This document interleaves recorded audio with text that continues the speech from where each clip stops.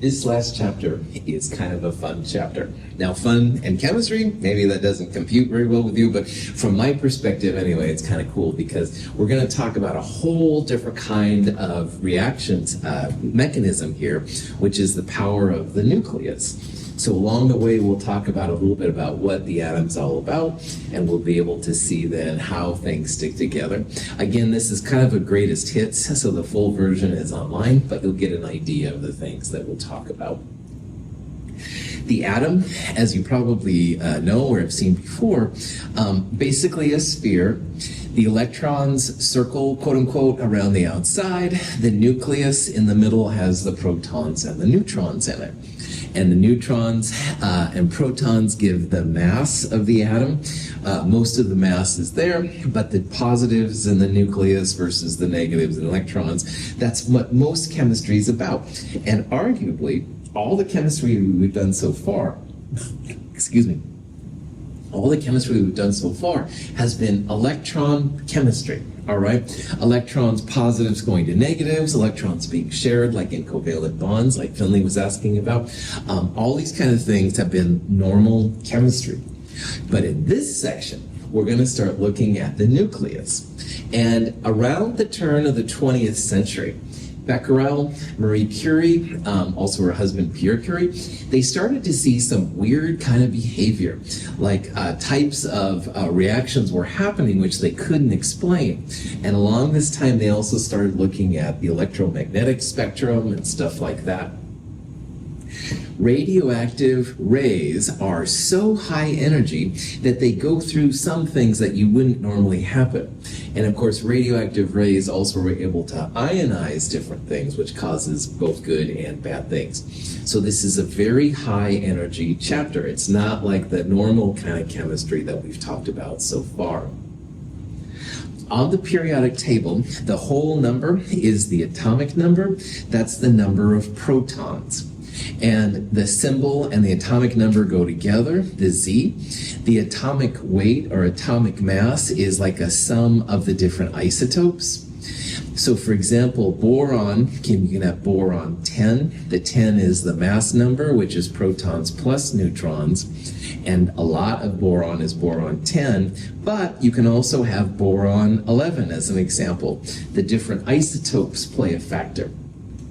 So I'm hoping this is kind of familiar to you, but the atomic number, the number of protons will be the same for all the atoms. But the isotopes of an atom differ because the neutrons differ. So boron 11 and boron 10, they both have 5 protons, but the number of neutrons is different. 10 minus 5, 5 neutrons for boron 10. 11 minus 5, 6 neutrons for boron 11. So isotopes are going to come into hand here, number of protons, number of neutrons, and honestly, we'll kind of ignore the electrons in this chapter. So if you have copper 63 and copper 65, one thing we talked about in Chem 221 at Mount Hood anyway, is which isotope is more important, and you can absolutely answer that. You look at copper on the periodic table. Copper has 63.546 as the average mass. So between 63 and 65, 63 is closer to 63.546. That's why then you'd have more copper 63 than you'd have copper 65. If you had a big bag of copper, you start pulling out atoms, you'd never have one atom of that mass, but you'd have copper 63 atoms and copper 65 atoms. Okay, any questions on that from earlier? Okay. Well, not all isotopes are stable, and a lot of isotopes are unstable. And so scientists are able to create graphs, and there's different versions of graphs like this. But in a nutshell, you've got neutrons on the one axis and protons on the other. Sometimes the y-axis will be the mass number, neutrons plus protons, same thing. Now, the black line here represents when the protons and neutrons are equal. However, what tends to happen is after a while, you can see the graph kind of goes like this. Now, in the middle of this graph, there's little black dots. Those are the stable isotopes. So if you could like focus in down here on boron, both boron 10 and boron 11 would be stable, or copper, which would be in here somewhere, would have 63 and 65. But you can see that there's a lot of unstable red isotopes around the stable isotopes. So sometimes people will refer to this as the peninsula of stability, because those black dots, if you use your imagination, are kind of like a peninsula going off into a lake. So you can walk on the peninsula. But around the peninsula is this water, this sea of instability. And after a while, all the isotopes arguably become unstable. And the parentheses on this periodic table represent more or less the unstable isotopes. And you can see that definitely to lead it's good, bismuth is okay, maybe uranium, but even some of them before that do it. After uranium, boy, there's just like nothing. Everything gets unstable. So the sea of instability kind of surrounds this island, the peninsula of stability, the stable ones. And people are always curious about this, like why can't you have more stable isotopes and stuff like that? Excuse me. So what people do is they calculate what's called the binding energy for a reaction. And I'd like to show you here an example of how people can calculate the binding energy. This is an example of making heavy hydrogen, which is deuterium. Heavy hydrogen has one proton and it has one neutron. So 2 is the mass number, protons plus neutrons. That's why this is heavy hydrogen. Most hydrogen has just one proton. So to make heavy hydrogen, you take a proton and a neutron, smash them together to make heavy hydrogen. So if you wanted to calculate the binding energy to see how much energy you're going to get from making deuterium, you can do this. A proton's mass in AMUs is about this number right here, 1.007, etc. AMUs. And neutrons, which are a little bit heavier, 1.008 or so AMUs. But if you look at the mass of the deuterium, 2.014, it's actually less than the mass of the proton and neutron separately, all right? Now, in Chem 221, I made a big deal in Chem 221 about balancing equations. The mass that goes in must equal the mass that goes out. And looking at these numbers, you might think, Russell, maybe you should chill on the balancing of equations because the mass that goes in here is not equal to the mass that goes out. The mass is not conserved, is how a scientist would say it. You're actually losing mass going from the reactant proton and neutron to the product deuterium. So how the scientists get around it is they use something that Einstein came up with. And if you know anything about Einstein, he did lots and lots of different things, but one of his equations was E equals mc squared. And it's a relationship between the mass of an object and the energy of an object. Here, we're going to talk about the change in mass relative to the change in energy.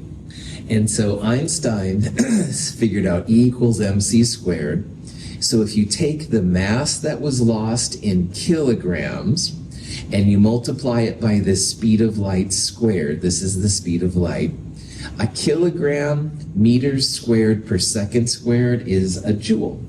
And so if you change that grams per mole to kilograms per mole, multiply it by speed of light, you get this number, minus 2.15 times 10 to the 11th joules per mole.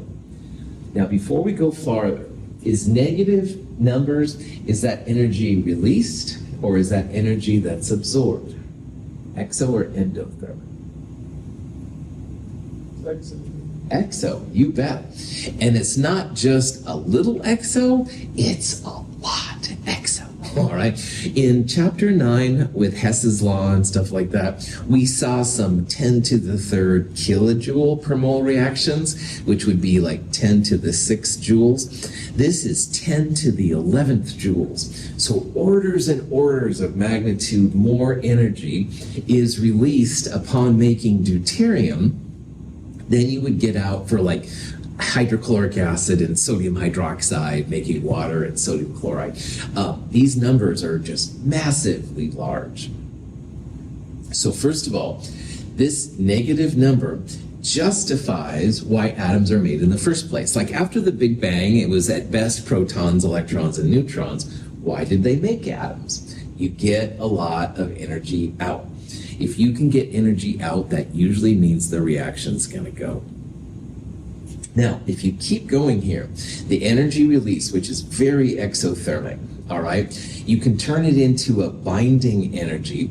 Binding energy is the negative of the delta E. So you turn this negative number to a positive. I turned it from joules into kilojoules. And this number right here is called binding energy.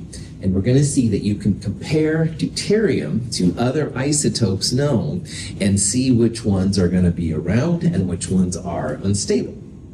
But at the very least, calculations like this justify why the carbon, hydrogen, and oxygen in you and me exists at all. All right? Because without that, we would just be random protons and electrons floating around with no coherence. Now, binding energy is usually recorded per nucleon, and nucleons are just the number of particles in the nucleus. So in our example, we have 1 proton and 1 neutron, 2 nucleons. So you take this massive number and divide it by 2, and you end up with the energy, the binding energy, in kilojoules per moles of nucleons. And you're like, oh, well, that's really fun, Russell. This is a graph showing all the isotopes that are around, and it shows their binding energy. And check this out. You start with 0 down here. Here's our deuterium. We just calculated. It's about 1 10 to the 8th, whatever, kilojoules. And notice how it goes up, up, up, up, up, up, up, up, until you get to iron 56.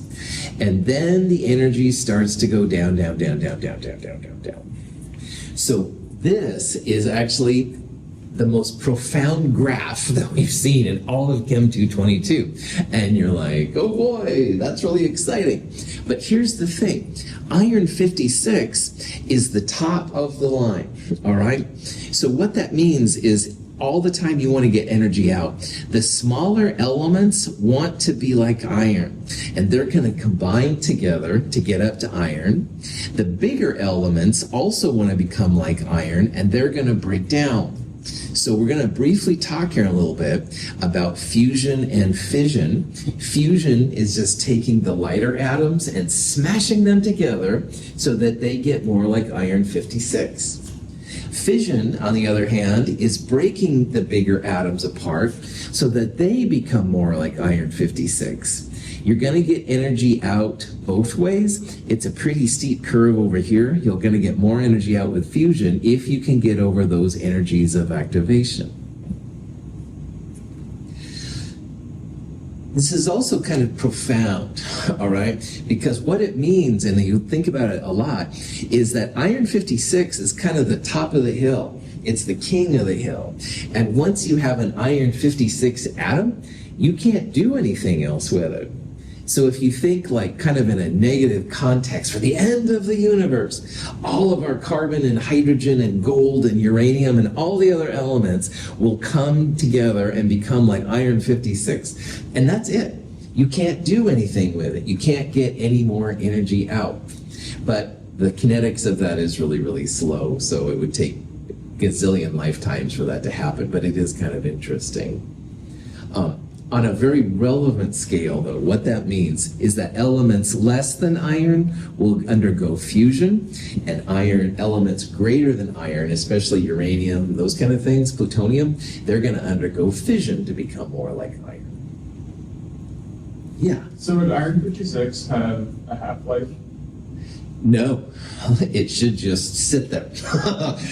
You can argue, definitely, Finley, that all the other elements, except for iron 56 or close to iron 56, would have half-lives. Now, they might be, gazillion years in half-lives, but I would argue that, yeah, based on what they found, iron 56 will just stand there perpetually and stuff, yeah. So, over an infinite amount of time, everything would just be iron 56. Yes, that's right. It's an interesting, and according to modern theory, okay, it's an interesting kind of end of the universe concept. And of course, they don't know dark matter, et cetera, et cetera. There's lots of things they don't know, okay? I don't want to be fatalistic here. But in theory, according to this theory anyway, yeah, iron's kind of the end, yeah. Okay. If you have a question like this that says, which has the highest binding energy per nucleon, the ultimate way would be to get out your phones or get on your computers, go to Google, and you can actually look up the binding energy per nucleon value. So you'd look up binding energy of lithium-7, binding energy of nickel-59. However, on a quiz or exam, I wouldn't want that to happen. So what you would do is you'd pick the element that's closest to iron on the periodic table. And nickel is right next door to iron. So I would predict that nickel would be the best one. Nickel's number 28 and iron's number 26, so that's pretty close. Lithium's up here, neptunium is down there. It's farther on the periodic table from iron. Now, here are the actual binding energies that I looked up on the internet, and you can see that nickel here has the highest one. Now, nickel would be less than the iron 56, but it would be the highest of these and stuff in this example, so. Cool.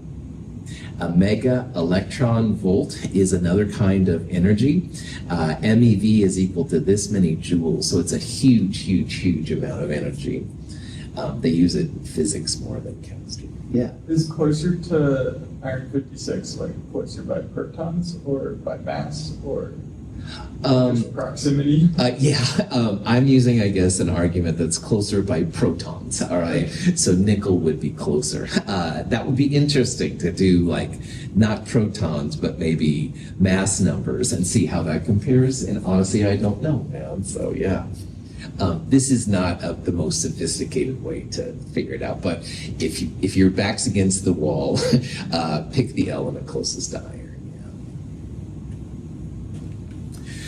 Yeah. Okay, so in order to see how these reactions undergo fusion and fission, there's some special kind of, I don't want to say particles, but that's what people call them a lot of times, particles that we need to talk about in order to balance what these fusion and fission reactions are like.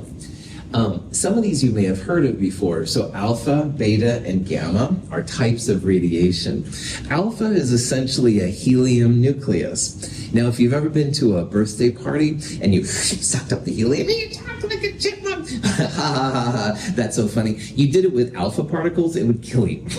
These are supercharged heliums, nothing to mess around with. So yeah, in a birthday party, you can get away with the helium inhalation, but not the alpha particles. They're really, really powerful. Same thing with beta particles. They're like supercharged electrons. And gamma is pure energy.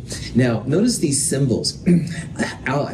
Helium is normally a helium-4 and a mass atomic number of 2. But a lot of times when they talk about alpha particles, they replace the He with a Greek alpha symbol. And that's to show it's not normal helium, it's like supercharged helium. The electron is replaced by a beta. Notice this weird part too. -1 is the number of protons. I'll explain that in a little bit. And there are no protons and neutrons, so the top number is 0. Gamma, on the other hand, which sometimes has 0 and 0 on the left-hand side, that's just a unitless energy, all right? It's literally pure energy coming off. It's a more powerful energy than X-rays. Now, you'll also see once in a while protons and neutrons. A proton has 1 in the bottom. Protons plus neutrons is 1. Neutrons don't have any protons. That's where the 0 comes from. But 1 neutron would be in the top. And finally, the wildest of all of these is what they call a positron. And a positron is an anti-electron. So notice that the normal electron is 0 minus 1 e or 0 minus 1 beta. The positron is 0 plus 1 e or 0 plus 1 beta. Now, I love Star Trek. I love everything connected to it. I won't lie. And one of the things that makes the warp drive go in Star Trek is antimatter. And antimatter is a real thing. It's not like something made up for science. An anti-electron is a type of antimatter. And we'll talk about that here. Antimatter is becoming a real hot topic in science and stuff like that. So. This is an example of a picture I saw. This is a normal hydrogen atom. It has a proton and an electron, and in physics you can get into the quarks of what these things represent. We're not going to do that here, but these are the quarks. You can have an anti-hydrogen atom. An anti-hydrogen atom would have an anti-electron, a positron, which is what we're talking about. There's an anti-proton, and you'd have an anti-hydrogen atom. And in Star Trek, when you have positives and negative matter come together, you release lots of energy. Same thing here. It's pretty cool. Any questions on that? I'm going to show a video. I'm going to turn the front lights off so you can see it just a little bit better. Aware that radioactive materials give off energy, especially if we expose this sample to ultraviolet light. We can see it go up. There are three different types of radioactive particle energy. There's alpha radiation, beta radiation, and gamma radiation. Listen for the clicks. Here we have a nuclear scaler that measures radioactive decay.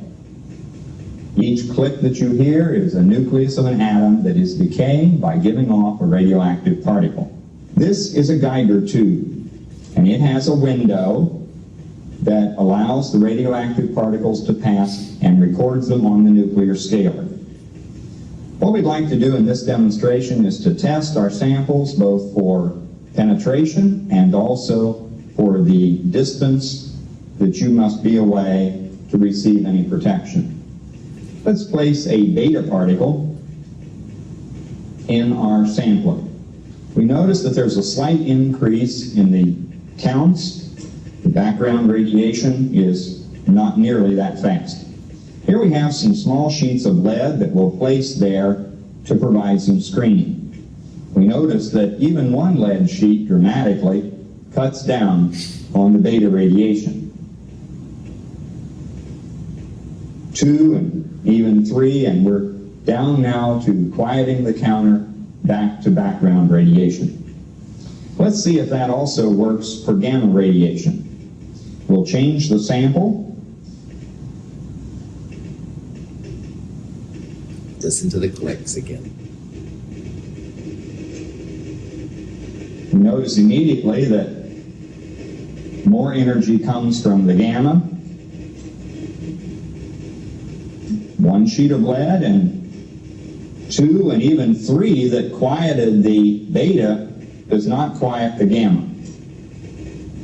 We can add even a 4th. Gamma has the greatest penetration of all the radioactive particles, alpha and beta. Gamma is an electromagnetic energy wave. Well, let's see what happens as we go from being close to a radioactive source to far away.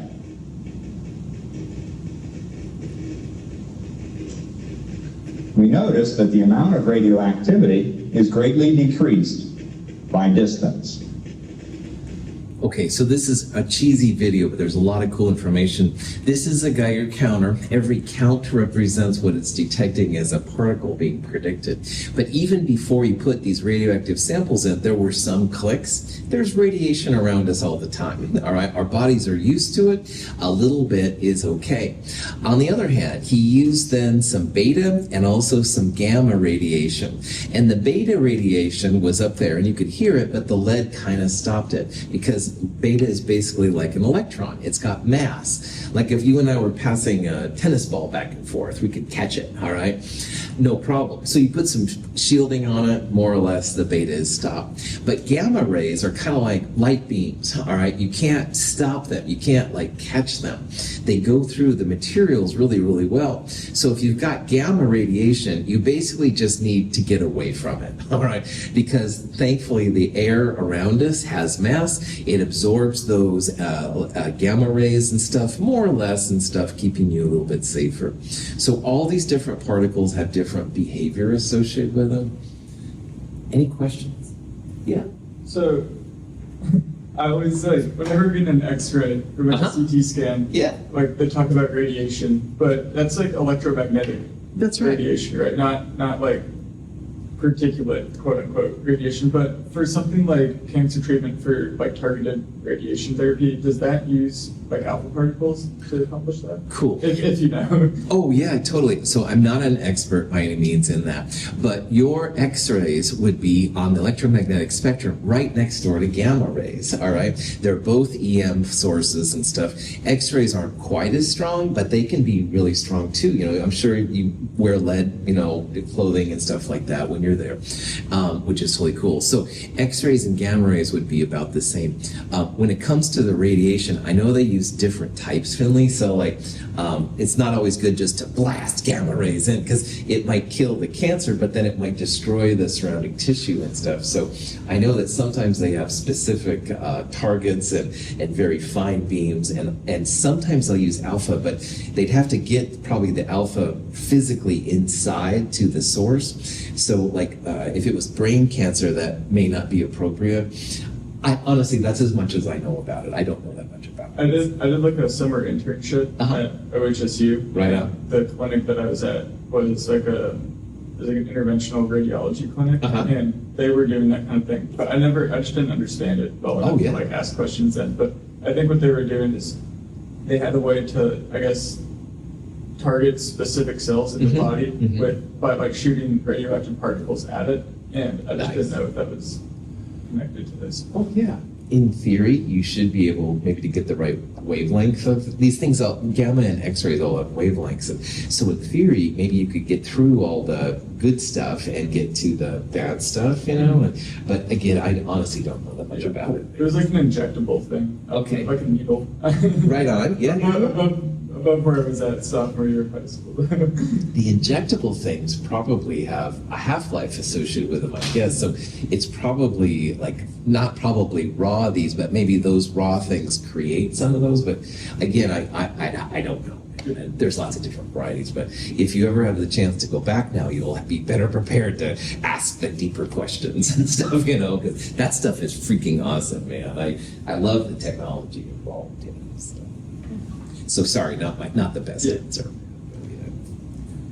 Other questions? All right. Balancing a nuclear equation isn't too bad. The punchline is that all of your reactant protons and product protons have to be the same, and all the reactant neutrons and product neutrons have to be the same. So what that means on a practical level, those lower left-hand atomic numbers have to be equal on both reactant and product side, and the mass numbers, the upper left numbers on reactant product side, must also be the same too. Here's an example of a reaction. Marie Curie used radium sometimes in the field of World War I, apparently. I don't know if this was the exact isotope that she was using, but anyway, this radium here is a radium-226, and it breaks down into radon-222, which was a gas, and she hoped it would evaporate, get away. But there's also an alpha particle created as well. But for us here, the important part, notice how the lower left-hand numbers on the reactant side and the product side are the same. So 88 equals 2 plus 86. And the same thing for the mass numbers on the upper left corner, 226 equals 4 plus 222. So that would be a balanced nuclear reaction. You can have different isotopes. They can go through different decay processes. This is an example of a uranium-235 isotope, and it's decomposing through what's called beta decay. We can actually find the identity of the other product in this reaction using this information. So the first thing you've got to do on a problem like this is you need to figure out what you're starting with. On the periodic table, uranium's number 92, so you'd write 92 in the bottom, and the dash number, that number will be the mass number. So we're starting here with 92, 235U, that's going to be our reactant. And then beta decay means you have a beta particle, and beta particles have the symbol 0 minus 1e or 0 minus 1 beta, either way is fine. So what we're going to find in this problem is we want to find what the identity is of this other product. It's breaking down into something else. And it's not too bad. Reactant protons have to equal the product protons, and reactant neutrons have to equal the product protons. So if you do the math, which isn't too crazy, 235 equals 0 plus A. A is equal to 235. In the bottom, 92 equals minus 1 plus Z. So getting Z by itself, you'd add 1 to both sides. Z here is going to be 93. So you can see I'm just literally adding top numbers together to find A. I'm adding the bottom numbers together to find Z. So the missing particle then, if you look on the periodic table, Z93 is neptunium. So this uranium-235 is decaying into a beta particle, and it's also making neptunium-235. Now notice how we went from a smaller isotope, quote unquote, to a bigger isotope, quote unquote. That's not quite right. What's really happening here is one of the neutrons is breaking down into a proton and an electron. So if you look at those numbers for neutrons, electrons, and protons, they equal each other out, like 1 equals 0 plus 1, 0 equals minus 1 plus 1. So the reason the beta particle got the minus 1 is because when that combines with a proton, it goes to 0. A neutron can break down to a proton plus an electron. And that's what's happening in this case anyway. Questions? All right, so here's just another example. This is another reaction that uranium-235 undergoes. It creates a thorium-231, and the question is, what's the other part? And what kind of particle is it? What's the actual name? So again, the thing to do here, 92 equals 90 plus Z. Z is going to be 2. 235 equals 231 plus A. A is going to be 4. Z in the bottom is 2, which is helium. And if you remember, helium is an alpha particle. So in this version of uranium-235, it's breaking down to a thorium and an alpha particle. There's usually more than one decay path that these higher energy things will break down into. So emission and decay mean that whatever's being emitted or whatever's being decayed, it's a product particle. So this is an example of a positron emission reaction. So you're starting with polonium-207 and it emits a positron. And a positron is 0 plus 1 beta. So when you figure out basically what's left, it's a bismuth-207. This could also be called a positron decay, all right? You'd still have a positron there, you'd still figure out what is left. Emission and decay indicates a product particle. If you hear about a capture reaction, that implies a reactant particle. So a neutron capture reaction is something that people talk about once in a while. In this case, fluorine-19 is undergoing a neutron capture.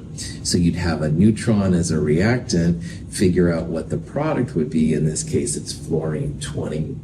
Once in a while, you'll have electron captures or positron captures. Neutron capture is pretty common.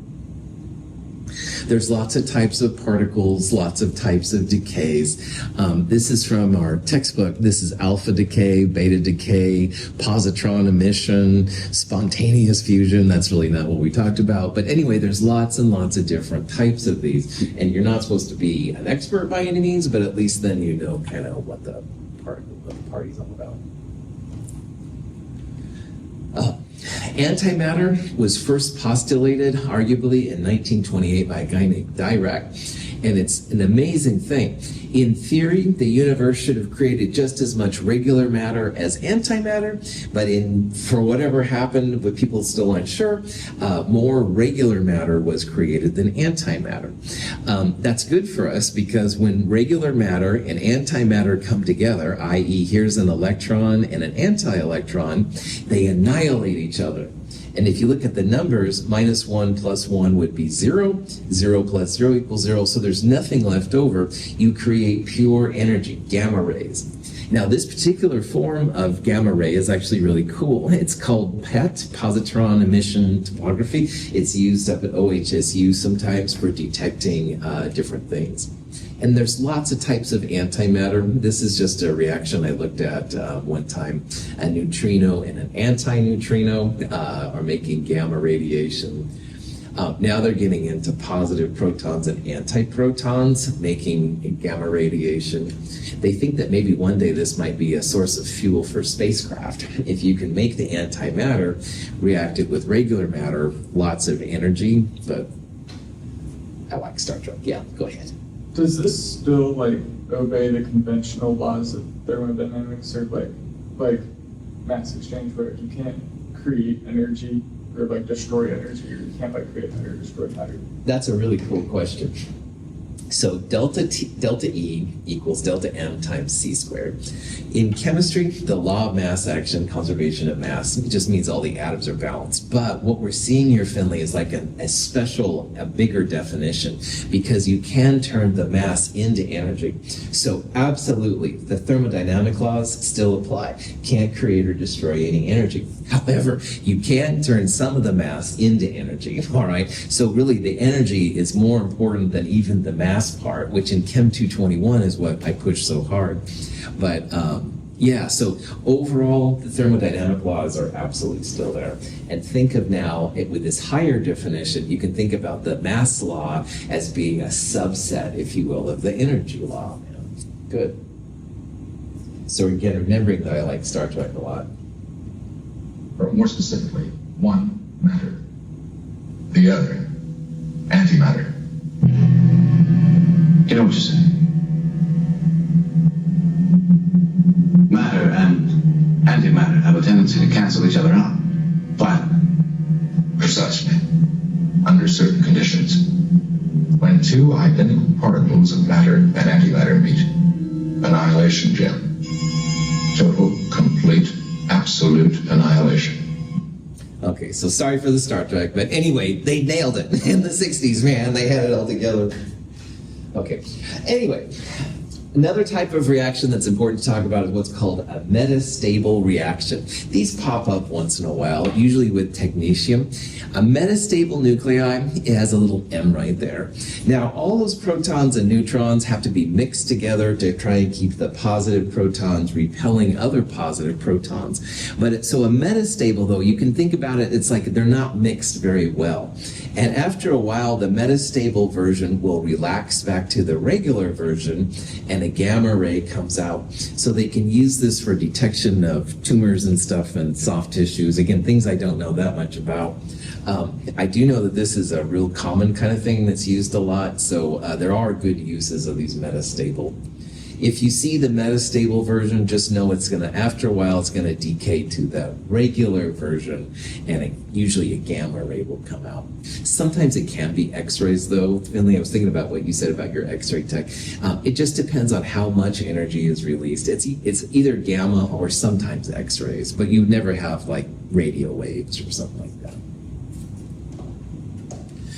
So in nuclear fusion, you've got lighter nuclei coming together to make the heavier nuclei, and they will create a ton of energy. And one day, I certainly hope that all of our power needs are met through fusion. I mean, if you think about the other energies we have, like, wind's power is cool, but people don't like looking at windmills, which doesn't slow me down. But anyway, that's something that people complain about. Water power, dams are great, but then, the native fish things are knocked out and the fish can't get up and stuff like that. Oil, of course, has tons of problems, and coal, stuff like that. Solar might be okay. Anyway, fusion, though, should be a pretty clean source of energy. And one day, I really hope it's going to happen.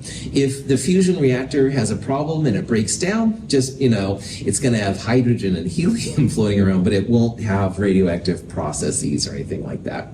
But why plasma hasn't just jumped up is there's a huge energy of activation barrier.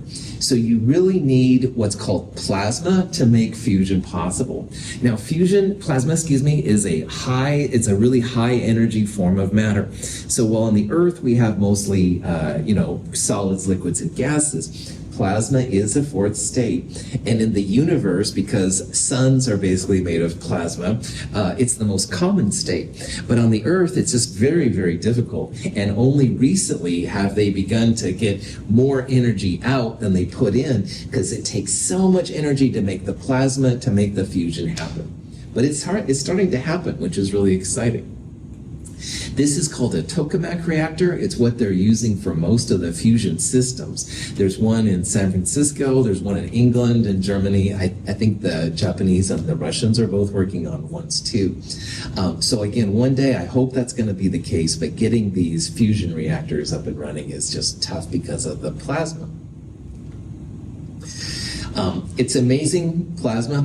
It's kind of like if you've ever seen a lightning strike. Lightning is one place you can quote unquote see plasma on the Earth. But again, all the suns and stuff if you saw an eclipse, you can see the corona. The corona is basically plasma ejections on the sun. Just like in space, diamonds are actually fairly common, but wood is rare. But on the Earth, wood is common and diamonds not so common. Plasma is by far more common in the universe overall, but our planet Earth, of course, has more solids, liquids, and gases. So, has wood ever been found in space? I don't think so. I was reading a book one day and they talked about how, wood is pretty rare in space. Yeah, I guess it is. So it's probably even more rare than diamonds are on the Earth and stuff. So it's just a silly, science fiction is my jam. This shows sources of plasma, and again, the sun, this kind of stuff, the corona, around the thing, lightning, some fluorescent lights will make it and stuff. So there are sources of plasma on the Earth, it's more rare, and again, it's very, very high energy. The nuclear fission of uranium-235, a neutron collides with a uranium atom, causing it to fission into two smaller nuclei. On the average, 3 neutrons are emitted for every U-235 atom that divides.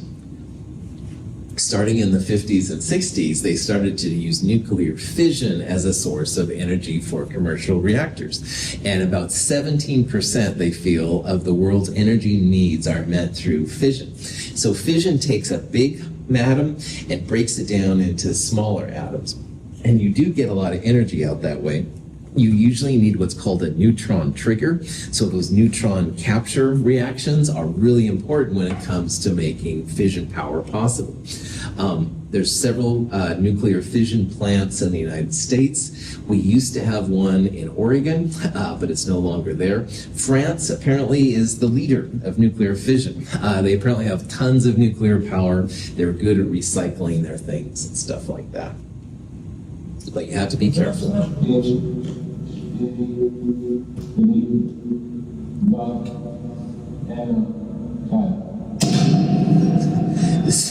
If I saw this blue light, it's called I think it's Cherenkov radiation. It's a type of electron energy, and if you see it, it's very, very dangerous. But somehow they were able to make this video, which is just fantastic.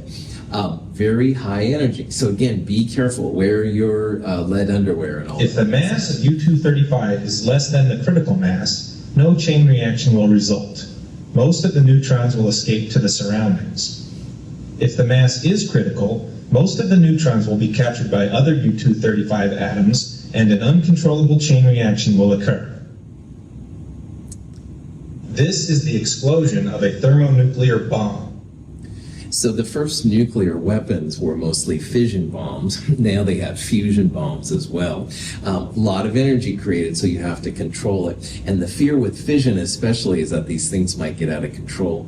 This is a picture of the Oregon nuclear fission plant that used to be it's called Trojan up by Rainier.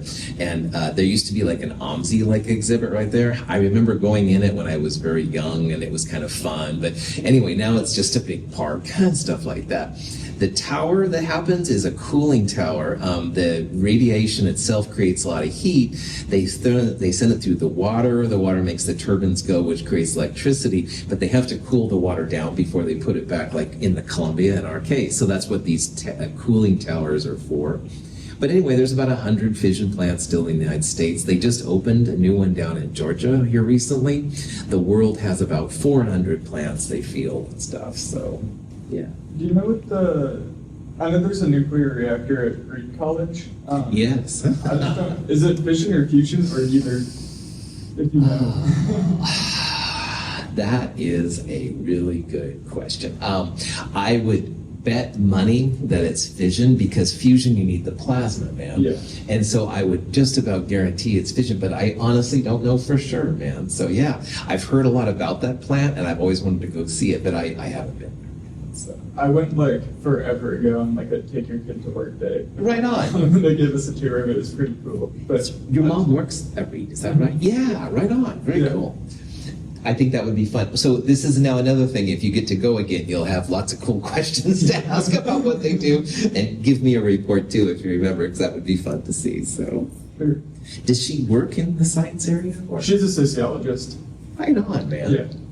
Reed is a cool school. Yeah, I almost went there. Yeah. But I didn't. I wanted to go out of state. But I want to see something new. I'm honored to have you here now, man. So, you too, Tim. All right.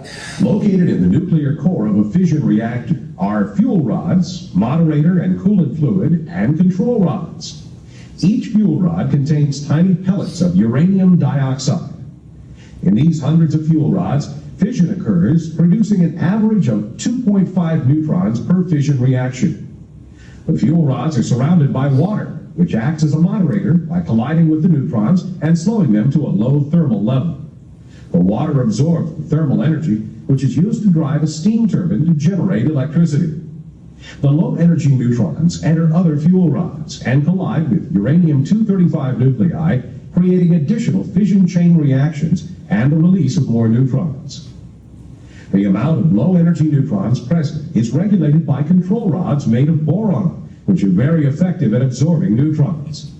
These rods are raised out of or lowered into the core as needed to sustain the chain reaction at the desired level. Fission is really cool. It has a lot of power, but there have been some issues, shall we say, with fission. The first one, which I didn't know about until just about 5 or 10 years ago, was actually in Idaho.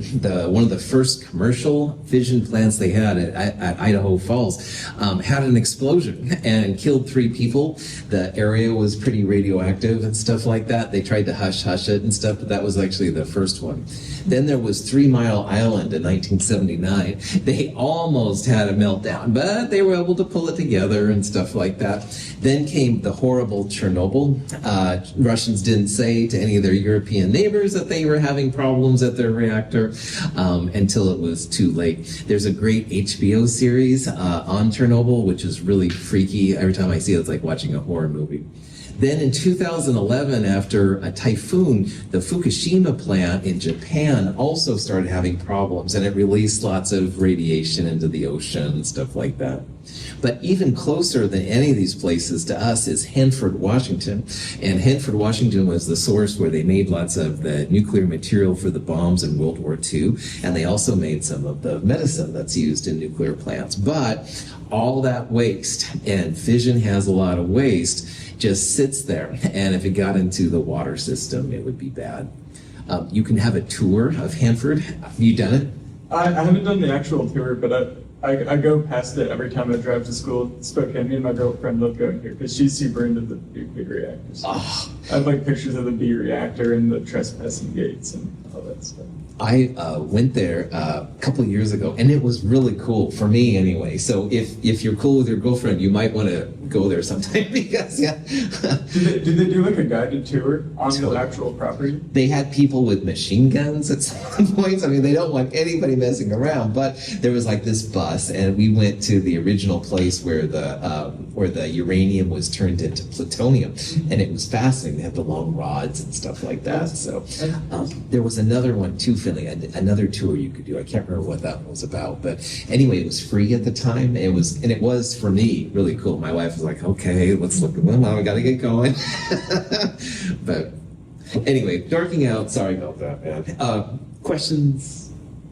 All right. So again, this is the greatest hits of this section, stuff like that, but hopefully it gives you like an idea of what's going on. Next week, we only have 2 days left, which is exciting. Tuesday, we'll start by, you'll turn problem set 6 in, we'll take the seminar self-quiz and quiz 6, and then afterwards, we'll give class presentations, have your paper ready to go. Should be fun. I'm looking forward to your presentations.